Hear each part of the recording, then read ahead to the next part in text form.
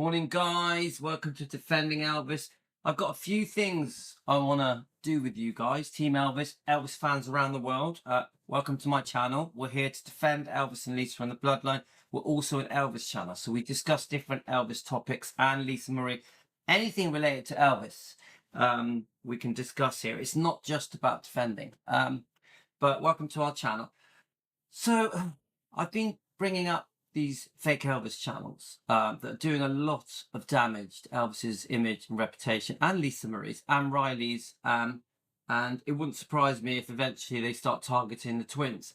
So I'm trying to sort of defend and expose these people that are trashing Elvis with lies, with non-truths, bending the truth, twisting the truth, blatant lies.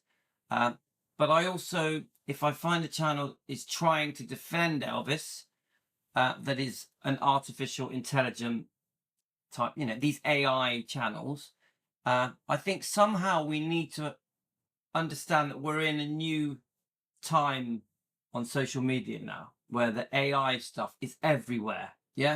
Obviously, on Instagram, TikTok, Facebook, YouTube, X, you name it. So somehow let's try and pick out the AI channels that are actually trying to defend Elvis and trying to protect his image and reputation, because Elvis doesn't deserve it. The standout thing is Elvis can't defend himself. So I've had a few comments on my phone. There were some very nice comments that came through that were basically saying, look, can't we concentrate on the good stuff, the music, obviously how beautiful Elvis was, how talented he was. Let me see if I can get it up on here. I understand, I do understand people feel that defending Elvis is sort of highlighting the negative things concerning Elvis and Lisa. I do understand that, but I also feel that I don't think it's right that we just ignore it.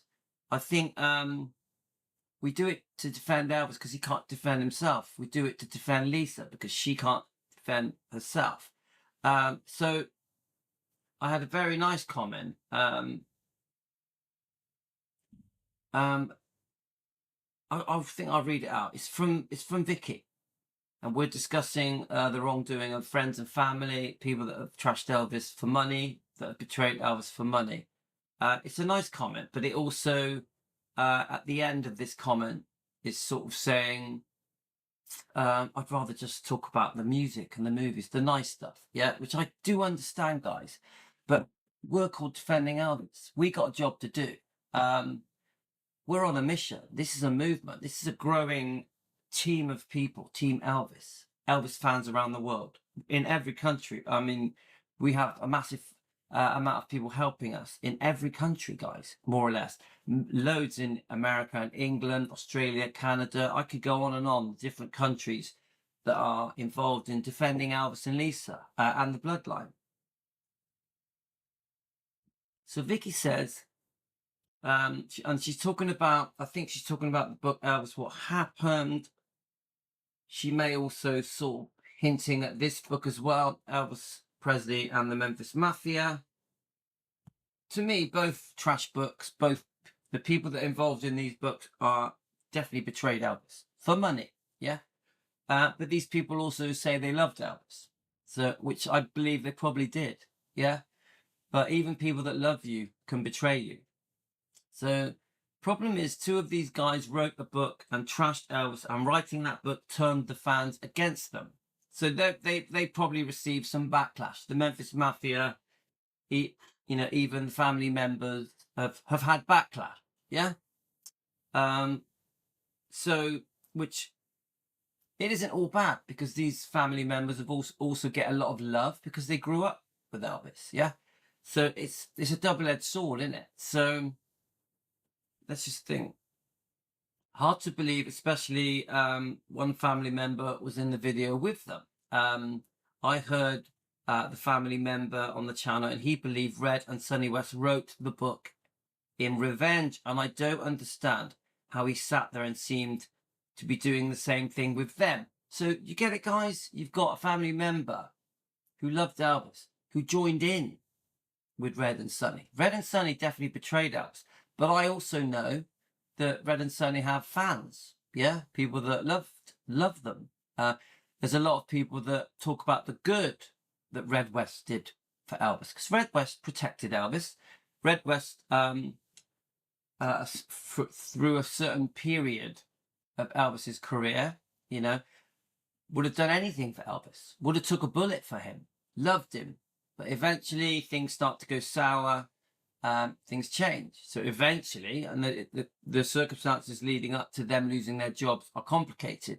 It isn't as straightforward as people think, oh, Vernon and Elvis sacked them very unfairly, gave them almost no notice and almost no money, and then they were all jobless and destitute. It isn't as simple as that. It's a complicated story. We need to do a whole live stream just to discuss what led up to them losing their jobs, how they lost their jobs, the fact that it said they were almost couldn't get a job. It's just, to me, it's just ridiculous. It's rubbish. These are fully grown men. Of course they can get jobs. They were security guards for the most famous man on the planet. It was never going to be a problem for these people to get jobs. So I just think that's very unfair to Elvis. But we also don't know the legal wranglings. There had been potential lawsuits threatened because allegedly Red, Sonny and Dave had roughed people up. Yeah. So it isn't straightforward, but we're not here for that. Let me just keep reading it. So Red and Sonny West wrote the book in revenge. Many people say that this was a revenge book. They were bitter, they were angry, they just wanted to set the record straight. They wanted to put Elvis in his place, expose Elvis. But they go on to say they did it to get him off drugs. Yeah? No mention of his prescription medication, the fact that he was very sick, in pain, couldn't sleep, couldn't go to the toilet, to put it horribly. You know, just Elvis was struggling just to get through the day towards the end of his life. Yeah. Very, very, very, very sad, the end of Elvis's life. But he also had some very happy moments at the end of his life. Ginger Alden discusses just how positive and upbeat Elvis was. He went to the movies with his daughter, Lisa. He'd been playing racquetball. He'd been to the fun fair. You know, Elvis wasn't lying in bed, crawled up in a little ball waiting to die at the end of his life. He was looking forward to the future, possibly even getting married, having a child. So it's not as straightforward as they tried to make out.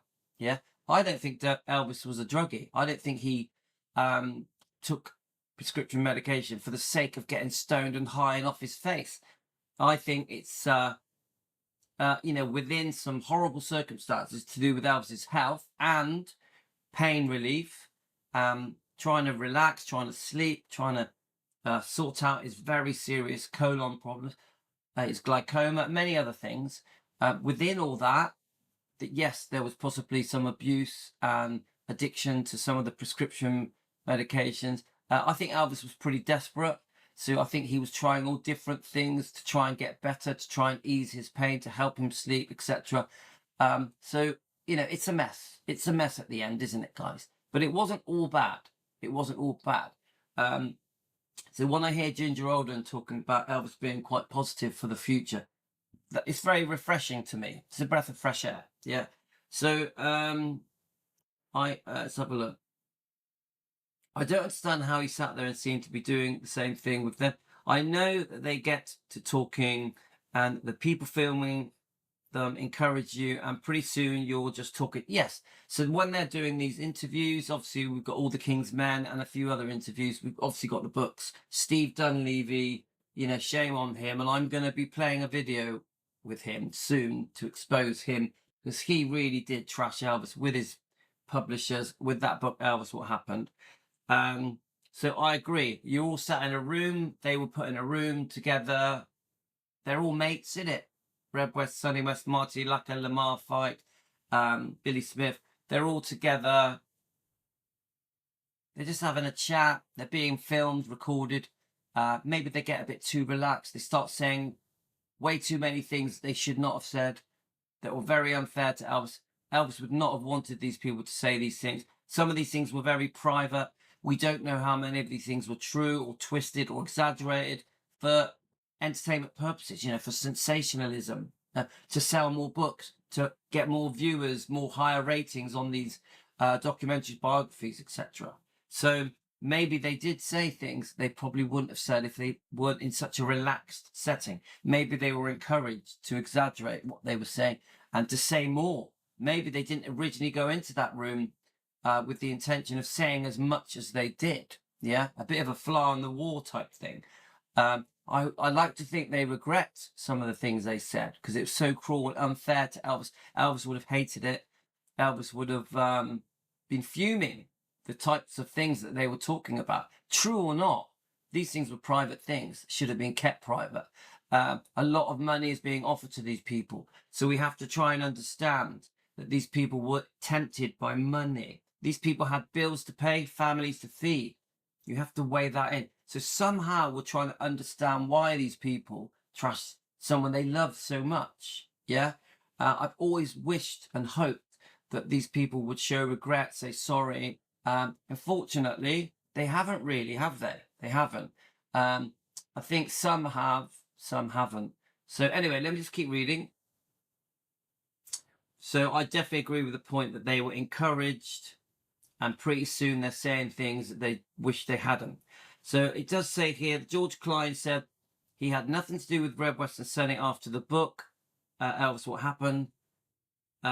He heard Red say he was sorry. See, I haven't seen Red West say he was sorry. I'd love to see it because I've never seen it. I've seen Red West get very defensive about the book and have a little argument, disagreement with fans that are telling him off. I remember one fan said to him, well, why didn't you give the profits of the book to charity? And then he got upset with that fan. But that fan had a good point. If you didn't do it for money and you did it to help him get better, to get him off drugs, you know, as you say, he had it all. Yeah. Some of the things that Sonny and Red said, quite upsetting, weren't they? It clearly wrecked Elvis's, wrecked the friendship between Elvis and these three guys. Yeah. Elvis was very upset. He knew about this book before it came out, and it came out officially weeks before he died. So it could have played a part in Elvis's death, how upset he was. Yeah. Don't forget, there's more to it, guys, because Priscilla was hammering Elvis for money. His health was extremely bad. He was heavily medicated on prescription medication, and there was some abuse, some addiction. You know, it's complicated. It's complicated.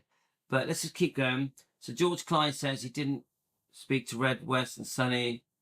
Red West say he was sorry, and he wrote the book.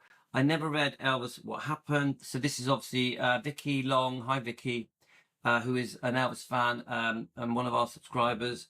I started listening to this video a while ago and heard this trash and I turned it off. Many people feel that way. They can't listen to All the King's Men. There's a few others as well. Yeah, other made for TV type interviews. Obviously, the same. A lot of people will refuse to read this book, Elvis, What Happened. A lot of people refuse to read the trashy books, Elvis and the Memphis Mafia. Yeah? So I feel that we can't ignore them. I feel that we have to, Elvis can't defend himself, Lisa can't defend herself. So the very least we can do as fans, because we love Elvis, is just try and tell the world that actually maybe a lot of these things have been twisted, exaggerated, and maybe just are blatantly just not true. Of course, I accept some of these things are true. I don't want to whitewash Elvis. Elvis was a human. He made mistakes. He was no different than you and me when it comes to being a human being, except for he had this obvious, very, very, very special talent. And he was a beautiful person inside and out, Elvis was. He really did want to help the world. Not all people that are famous, that have absolute fortunes, want to give it all away. Yeah, a Christian man, a man who loved singing gospel music, a man with a heart of gold who wanted to help everyone around him, whether he knew them or not, even if they just worked for him. It didn't just have to be family and friends for him to help them. He wanted to help everybody. Did so much for charity. Yeah, there's a lot that Elvis did that we don't even know about, really good things, really kind, loving, caring, sharing things. But he was a human. He made mistakes. He had temptations just like everybody else. He had a temper just like everybody else does. Yeah. He could overreact sometimes. I'm sure Elvis did many things that he sometimes regretted. He wasn't an angel in his relationships. Even that isn't straightforward. His love life was very complicated. Yeah. I've always felt that Elvis deep down wanted to find the right person. I've always thought that. Did he ever find the right person? I don't think so. I don't think so. But let's just keep going. I started listening to this video a while ago and heard this trash and I turned it off. That's what I call this kind of video, just trash. And these are trash videos. The videos that you've got 4 or 5 men in a room saying lots of negative things. 99% of the things in that video, All the King's Men, and these different Memphis Mafia type videos, there's a few, isn't there? They trash Elvis on and on, all the way through it, and this is 5 hours long. So it's a real betrayal. It's very upsetting to watch, very hard to watch. Many would say, please don't play it, we don't want to hear it. But I just think, how do we defend Elvis if we don't play it? At least when we are playing it, we're stopping it, critiquing it, reviewing it, discussing it, and trying to show the world it was unfair. A lot of this was not true. At least we're trying to do something. There's not enough defending Elvis channels in the world. Definitely not. I would say I can only think of 2 other channels that defend Elvis. Yeah. We do it every day, 7 days a week. We do it with passion. We do it with Team Elvis. We do it with pride. Yeah. We defend Elvis, Lisa, and the bloodline. So anyway, so I would say this, we are a very different channel than a typical Elvis channel. There are thousands and thousands of Elvis channels out there that are brilliant. They play the music, they talk about the history, they show the movies, they discuss many different interviews where people that loved and knew Elvis. So yes, there's that, but then there's us. We defend. Yeah, we have made that decision. We could just play all nice stuff, play the music, movies, just to keep it all very sweet. And sometimes we do. But we are called Defending Elvis for a reason. And we take the high road. We actually I think we choose the more difficult path. The less popular path. This isn't a way of getting loads of subscribers and likes and views, guys. Trust me. We lose subscribers. We lose views.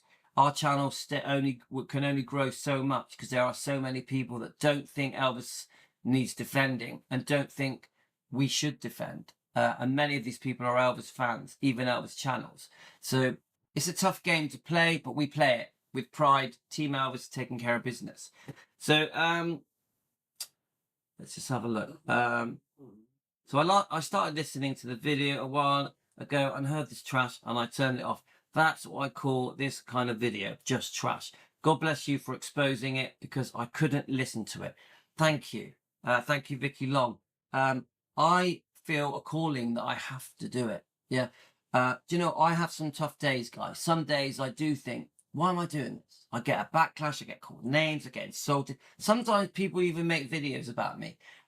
Some channels even set up just to trash me. But sometimes I'll have a bad day and I'll be like, bloody hell, is this all worth it? But then I just think, of course it is. Of course it is. Elvis deserves better. Why is it right that Elvis can be trashed in such a disgusting way by so many people? Why is it right that his image and his reputation has been so warped, bent out of shape? Why is it right that the people around the world don't really know the true Elvis? Yeah. The human being, you know, the beautiful, lovely man that he was inside and out, even though he was human and made mistakes. Why is everything blamed on Elvis? This is the standout thing for me. Whether we're talking about the Memphis Mafia or Priscilla Presley or an ex-girlfriend or a bitter ex-employee, why is Elvis always the bad guy? Why is it always Elvis that was the unfaithful one when the truth is his ex-wife was also unfaithful and she's admitted it? Do you get what I'm saying, guy? Why is Elvis Why does the world not understand about the disgusting divorce settlement, the second one, where Priscilla, in my opinion, nearly ended up owning Graceland because she was so greedy, asking for so much money, even creating a deed of trust, placing a massive debt on Graceland to guarantee her installments of money from Elvis, because Elvis couldn't afford to pay her, which could have even led to why he sold his pre-1973 copyrights for his songs. Yeah, do you get it? I mean, everything I say is not fact, it's just for entertainment purposes, just opinions. But you see what I'm trying to say, guys? There are so many things said about Elvis and now Lisa that are completely unfair. I also think Riley Q has been very unfairly treated and even unfairly portrayed. She really did go out of her way to write a beautiful book, From Here to the Great Unknown, obviously using Lisa's 16 tapes. Lisa poured her heart out onto these tapes. And Riley took up the mantle. Obviously, Lisa had asked her to help her finish the book, not knowing that she was going to die before the book was finished. So Riley did a great job.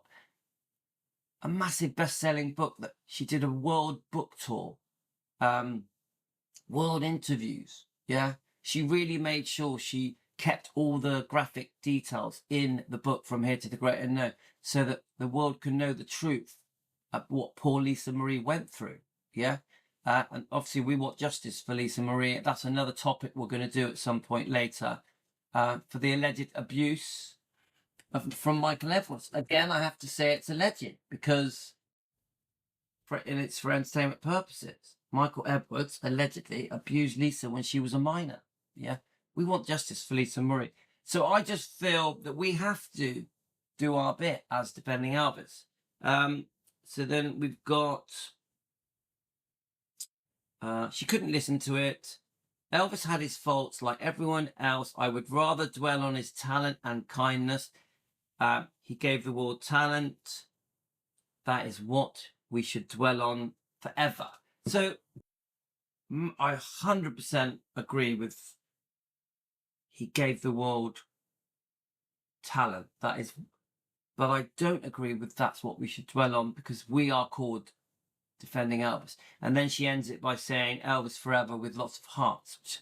We truly love Elvis, don't we, guys? And Lisa, and we support his grandkids and Lisa's children, Riley, Finney and Harper, Danielle. Yeah, Riley's real name is Danielle. So she also says to me, God bless you for exposing it. Thank you so much. I'm glad you said God bless, because I'm a Christian man. Yeah. But I actually don't have a choice anymore. I couldn't not do it. I've thought about not doing it. I can't not do it. I have to do it. I want to do it. There's love in my heart for Elvis and Lisa. And I'm going to do it to the day I die. And we're going to do it together as a team. I'm so glad that I have the support of Team Elvis and Elvis fans around the world.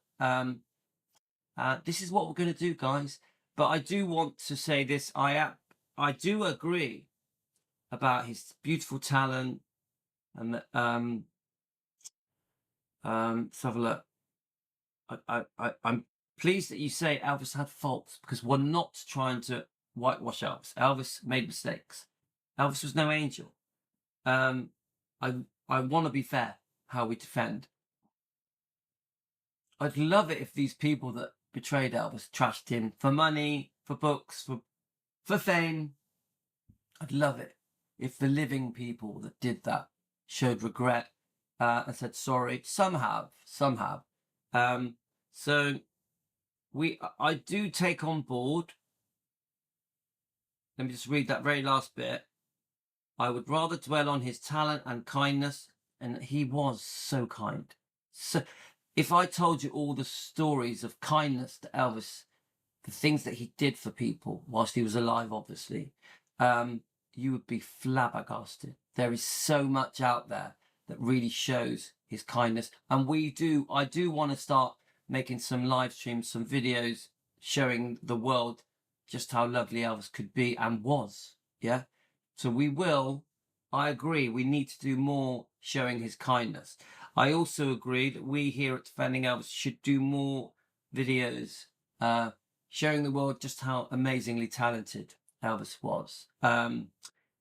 So what we're going to try and do, guys, on Defending Elvis, we're going to try and get a balance of the two. We're going to try and do Defending Elvis, you know, the tough job with Team Elvis, but we're also going to try and show the good stuff. Like yesterday, we showed Gracelands, and we also showed the Living Museum at Gracelands. We also showed the guest house next door to Graceland. And there's another video we're going to review that shows all the areas in and around Memphis, around the Gracelands, and in Tupelo, in Mississippi, Tupelo. So we're going to try and strike a balance of both. We're going to try and work out where we can praise Elvis, show off Elvis, showcase Elvis. Because, come on, the bottom line is, guys, we're here because we loved his music, how he changed our lives, how he looked, his personality, the way he moved, his charisma, his beautiful heart, the Christian man. That's why we're here. Yeah, because Elvis, once we discovered him, he changed how we felt within ourselves as human beings, whether it was 50 years ago or 1 year ago. Elvis, his spirit, his essence transformed who we are. The minute we were transformed into Elvis fans, we were never the same again, and it massively improved our lives, didn't it, guys? I can honestly say, discovering Elvis when I was 4 years old, I'm 58 on July the 10th. July the 10th coming. I can honestly say that once I discovered Elvis, I was never the same again, in a good way. I'm so glad I changed Elvis. And I've still got the hair to show it, even though I'm nearly 58. Anyway, guys, this is part 1. I'm going to stop this, upload this, then I'm going to make part 2. We are going to review these AI interviews. And I think I may have found an AI channel that is actually pro Elvis, that isn't trashing him. Because there's way too many AI channels that are trashing him at the moment. Way too many. Yeah. So let's try and at least find a couple that praise Elvis, that defend Elvis, defend Lisa, defend the bloodline. I haven't watched this yet. We're going to do this on part 2. I may start watching it and not like it. We're going to watch it together. Okay, guys? I'll be back. I'm going to post this on Defending Elvis. We have 3 channels. Defending Elvis, Elvis Presley Fan on Keto, where we also care about each other's health. And we also have Elvis Presley Long Lost Footage that plays vintage videos, as well as Defending Elvis. Okay, guys, good morning to you. Get yourselves a coffee or a tea. If you're in America and you're just waking up, I hope you enjoy our video and hope you had a good night's sleep. In England, our English members are growing fast. Even the age group of our channel is starting to get younger. We're starting to get a lot more people in their 30s all the way through to their 90s. Yeah, so the age group is widening of our channel. We're getting we have well over 100 new subscribers in the last few weeks. So I'm so pleased. Welcome to the new people that are subscribing. Okay, guys, right, I'm going to upload this now and I'll see you for part 2. Take care, guys.